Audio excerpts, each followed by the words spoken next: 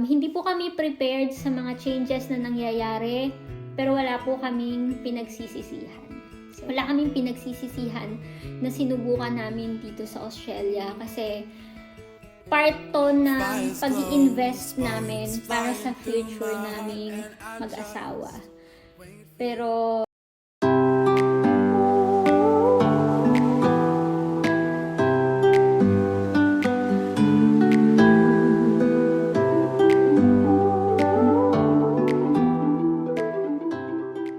hello guys! Welcome back to another vlog. Welcome back to my channel. Sa mga bago po dito sa channel ko, my name is Apple Sangoyo.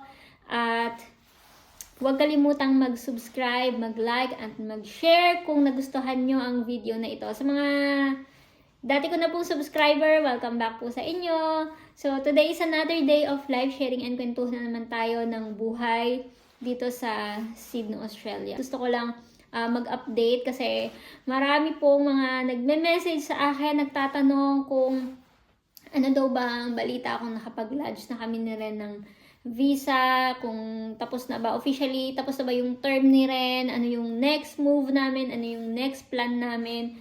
Kasi sa ngayon ay mainit-init pa rin na topic yung changes na nangyari kamakailan lang. At ito nga po, nag-release, diba? I think 1 week ago pa lang, mahigit, na nag-release ng panibagong update ang IMI about sa postgrad visa. So, good news po para sa lahat ng mga naka-masters by research and PhD international student kasi may chance pa sila na magkaroon ng postgrad visa, makapag-apply kasi yung age limit ay hanggang 50 years old pa rin. But unfortunately ay wala pang good news para po sa mga international student na nandito na at kasalukuyang nagtitake ng masters by coursework, bachelor's degree at ng mga vet course. So, we are still hoping and praying na magkaroon ng update, no? Magkaroon ng transition para sa mga currently ay nandito na po sa Australia. Kasi yun lang naman talaga ang hinihiling ng iba, magkaroon ng transition kasi walang prepared sa changes na ito. At merong pinapasign na petition para sa transition na ito. So, sa mga gusto pong mag-sign, ay ilalagay ko yung link sa baba para makapag-sign din po kayo. At alam ko kasi sa mga nanonood dito, meron po kayong mga kaibigan, kamag-anak na international student din dito. At nasa same situation namin, ano. Pero kasi dun sa petition, I believe dapat yung magsasign po dun sa petition ay yung nandito sa Australia. So, it should be an international student or permanent resident or citizen here. Winnie! Pasensya na dun sa pusa. No, stop. Stop. Continue your sleep. Manunosebleed ako sa pusa na to eh. So, ayun po. Anyway, grabe ang lamig. Guys, officially winter na! Sobrang lamig. So, yun. Ngayon po ay June 7 and meron pa tayong 3 weeks bago mag-end ang June. Wala pang July 1st kaya let's still hope na magkaroon ng transition para sa mga nandito na. So, sa mga nagtatanong po kung nakapag-lodge na ba kami ni Ren ng aming postgrad, kung goodbye Australia na ba and hello Philippines na kami soon, ay hindi pa po. Hindi pa po kami nakaka-lodge kasi po, as I've said dun sa mga recent videos ko na ang official end po ng study ni Ren ay sa June 28 pa. So, hinihintay pa namin yung certificate of completion niya. So, naghihintay siya ng official end. Pero nakapag-final exam na siya. Tapos na yung klase niya, wala na po siyang klase. And kahapon po ay nakapag-PTE na siya. So, okay naman po yung kanyang score, yung result ng kanyang PTE. Kailangan na lang namin ang certificate of completion niya. At yung kumuha ng panibagong insurance. Tapos yung aming police check. Yun. At syempre, yung pang-lodge ng visa. Yun ang kailangan naming i-prepare. So guys, technically ay si Ren, sako pa nung old policy. Kasi nga po, meron pa naman kaming 2 araw para makapag-lodge ng visa. So, wait. Hindi ako marunong eh. Cross finger, makapag-lodge kami on time. And, magkaroon kami ng bridging visa, no? Leading to our 485 visa. Kasi inaasahan din talaga namin yon para kami ay makabawi-bawi naman sa nagastos namin papunta dito. At katulad po ng ibang international student at ng kanilang mga dependent ng kanilang family, ay yung postgrad visa ang kanilang inaasahan para makabawi din. At ang expectation kasi 'di ba after ng study, kukuha ng postgrad visa para significant work experience, Australian experience na magagamit nila pag sila ay bumalik na sa kanilang home country. So hindi lang po mga Filipino, even mga taga-ibang bansa ay yan po yung expectation nila. Kaya nakakalungkot kung wala totally transition na magaganap. Pero wag mawala ng pag-asa hanggat walang July 1st, may pag-asa. Tandaan nyo yan. Yun ngang balita na para sa mga Masters by Research and PhD, diba? Hindi naman yan inaasahan ng lahat. So, who knows, diba? 1 week before ma-implement itong changes na ito sa July 1st, magkaroon ng good news, diba? So, asahan natin yan, pag-pray natin yan. Basta ano po, sign kayo ng petition. Baka makatulong yon para magkaroon ng transition. At ito guys, may mga nagme-message sa akin, may mga nagtatanong po na same situation namin, mga couple din, na ano daw ba yung next plan namin at baka applicable din sa kanila. Pero ang next plan kasi talaga namin, kung hindi kami mabigyan ng chance na makapag-stay dito, ay uuwi kami ng Pinas. Tapos from Pinas, siguro doon na lang namin subukan na magpa-skill assessment and then reapply ng visa, kung ano man yung visa na applicable na para sa amin, para bumalik dito. Or kung hindi man po dito, sa ibang bansa, nag-iisip kami na mag-try ng luck sa ibang bansa. Kaya guys, don't be despair, don't be discouraged porket hindi tayo mabibigyan ng opportunity dito after nung study nyo. Kasi po, maraming opportunity. Maraming opportunity somewhere else. Kailangan mo lang mag-research, hanapin, and prepare your mind, diba? Kasi sa pangingibang bansa talaga, huwag mong asahan na 100% kung ano yung expectation mo na kikita ka, makakapag-ipon ka. Lalo na kung international student ka, na limited lang naman ang working hours. Huwag kayong mag-expect ng ganon unless naka-working visa ka.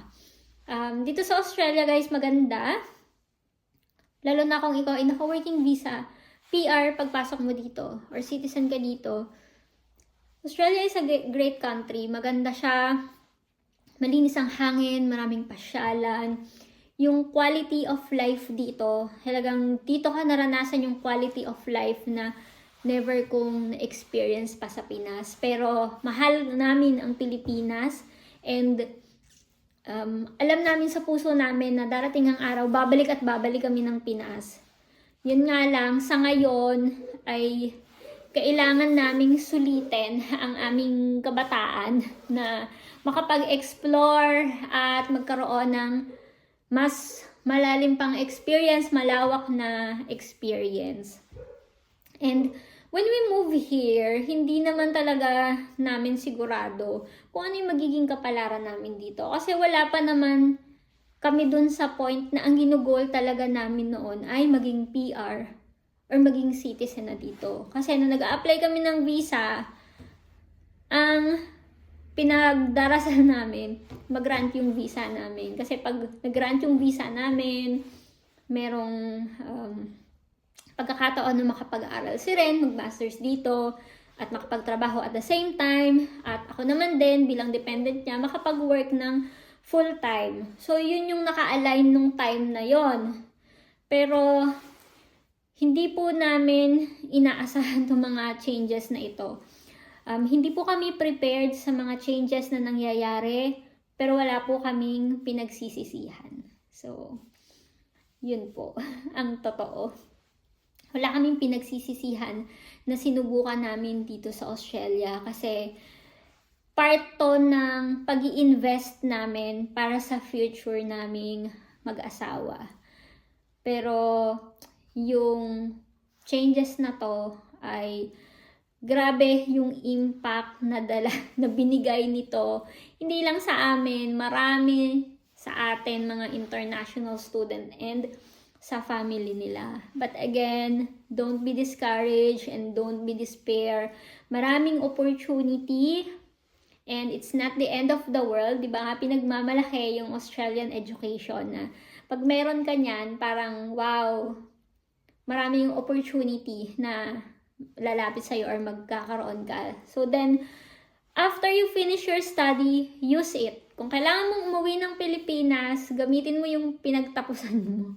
Diba? Lagay mo yan sa resume mo. Nako, for sure, pag nakita nila na, uy, nag-aral pa to sa Australia, nag-aral pa to sa ibang bansa. Diba? So,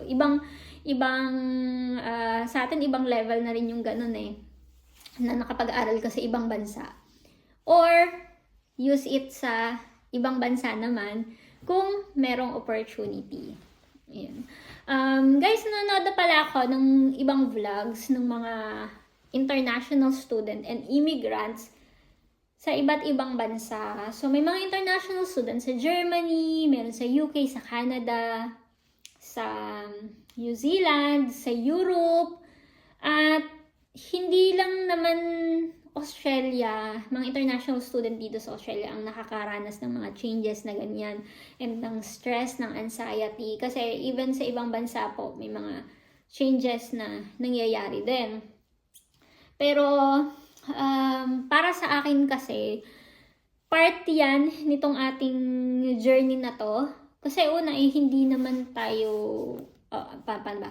Kumbaga, temporary resident lang naman tayo.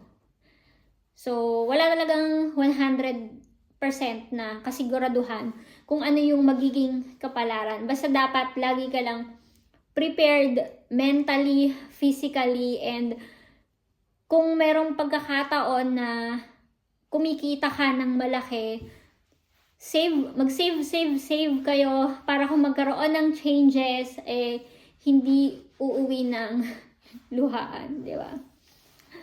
Yun. Nakasave ba kami? Hindi ba masyado? Wala kaming, honestly, wala kaming na-save ni Ren ng malaking pera. Wala. Pero yun nga, dahil nag-invest kami para sa future, para sa education ni Ren, ayan, yun yung aming ipon, babawi, pag nagkaroon siya ng magandang career in the future, makabalik ka ng Pilipinas or makapagtrabaho sa ibang bansa. And siguro ang may pagmamalaki ko lang ay habang nandito kasi kami, kumikita kami, tuloy-tuloy kami na nagbabayad ng aming premium sa insurances namin. Meron kaming SSS, tapos tuloy-tuloy yung sa bahay namin, yan, meron kaming mortgage sa bahay sa Pag-ibig. Tapos meron yung lote na kinuha namin dati, tuloy-tuloy namin yung nababayaran, na iaagaw namin kahit paano sa budget. Kasi ako naman, full-time naman akong nagwo-work dito. Si Ren naman kasi, ang sinasagutan niya ay yung tuition fee niya. So, hindi ko po sinasabi ha, na kapag naka-student visa kayo, makakaipon kayo or makakaatikha kayo. Ako kasi, kasama ako ng asawa ko at nagwo-work ako ng full-time. At pinaglalaanan talaga namin yung mga bagay na yun. Kahit papano, yung mga naiwan namin na financial obligation sa Pinas ay na tutuloy namin, na sinasettle namin siya on time. So, yun naman yung maipagmamalaki ko. At nabawasan yung utang namin. So, if ever na hindi kami mabigyan ng pagkakataon na magstay pa dito, so be it, ganun talaga. Wala tayong magagawa. Pero, kung mabigyan kami ng chance na makapagstay pa dito ng mas matagal, so, talagang susulitin namin yung pagkakataon na yon para makapag-ipon kami and makapag-invest again para sa future namin. So, madami kong mga nakausap na international student. Hindi nila priority na mag-continuous ng contribution sa nila, sa SSS, sa insurances nila. Kasi nga, akala nila, porket nandito na sila, yun na yun, balang araw magiging PR sila or magiging citizen dito. So kami kasi, nanigurado kami ni Ren. Dahil nung napunta kami dito, wala naman talaga kaming kasiguraduhan kung ano magiging kapalaran namin dito. Pero pinaghahandaan namin yung aming future kung sa Pilipinas man kami magretiro. Diba? Dahil dito, hindi naman namin sure kung dito kami magretiro talaga. Kaya, dun sa, wait lang, may nag-comment kasi sa akin dati na, be honest about yourself. Be honest about yourself. Mostly daw international student, especially coming from third world country, they see daw na student visa, pathway para sa eventual immigration. So, yun, in my honest answer po, ay hindi po talaga namin 100% na goal na maging PR dito or citizen. Kasi nga po, wala pa pong kasiguraduhan. Kapag international student ka, wag mo munang isipin yung part na yon na magiging PR ka or magiging citizen ka. Ang isipin mo muna, paano ka makakasurvive dito? Kasi ang mahal ng tuition, ang mahal ng cost of living. Hindi po madaling magsimula dito. Lalo na kung ikaw ay international student or temporary resident dito. Lalo na kung meron kang family na umaasa sa'yo or family na kasama mo dito. Kami nga ni Ren, wala kaming anak, nahihirapan kami. 'Di ba? Paano pa kaya yung may mga anak? So, yan. Kaya pinaghandaan talaga namin. Kung babalik man kami sa Pilipinas, at least yung kompleto pa rin yung SSS namin, nahuhulog-hulugan namin, yung insurance namin, whatever happened to us, 'di ba? Yung mga kapamilya namin na umaasa sa amin ay kahit papano meron kaming maiiwan para sa kanila, ano man ang mangyayari. Nakakatakot naman yung part na yon. So, iyon. Ano pa ba? Parang wala na akong masabi. So, wala po kaming pinagsisisihan. Kaya sa mga katulad namin nasa same situation, wag nyo nang pagsisihan na sinubukan nyo din itong journey na to sa Australia. Kasi, tatandaan nyo, ito lagi itong sinasabi ni Ren sa akin, every experience is valuable sa ating life journey. At mag-iiwan talaga yan ng parang malaking impact sa buhay natin. At alam niyo yun, pagtanda natin, o di meron tayong kwento at yung mga challenges na na-experience natin, yan yung magpapatatag sa atin. And balang araw sasabihin mo sa sarili mo na, buti pala naranasan ko din yung mga bagay na yun kasi mas napatatag ako nitong, mas napatatag niya ako, di ba? Kaya kami, masasabi ko na matatag na kami ng asawa ko kasi hindi lang po ito yung journey na sinubukan namin. Marami na kaming sinubukan. At doon sa kaibigan ko na sabi niya parang nakakapagsisi nga daw na nag long-term break siya kasi ayan, hindi niya naabutan to magkakaroon ng implementation na bago. Sabi ko, huwag niya nang pagsisihan yun. Kasi ganun talaga. Kasi si Randy naman, for 3 months, nag-study break siya. Pero, hindi niya namin pinagsisisihan yon. Kasi, kung hindi siya nag 3 months study break, hindi siya makakaipon ng pambayad sa tuition fee niya. At, kung hindi siya nag-study break, oo, possible na naka 485 visa na kami ngayon. Pero siguro nung time na yon doble yung stress namin kasi nga kailangan naming magdoble kayo doon time na yun dahil kailangan magbayad ng tuition kasi limited at limited na din yung kanyang working restrictions. Kasi pag naka-study break, only pwedeng mag-work yung time na yun, nung time na yun. At yun yung ginarab ni Ren na opportunity para mas makaipon pa siya para sa pang tuition niya. So, ayun, guys, yun lang. Napahaba na yung aking kwento, yung aking share sa inyo. But thank you so much for watching.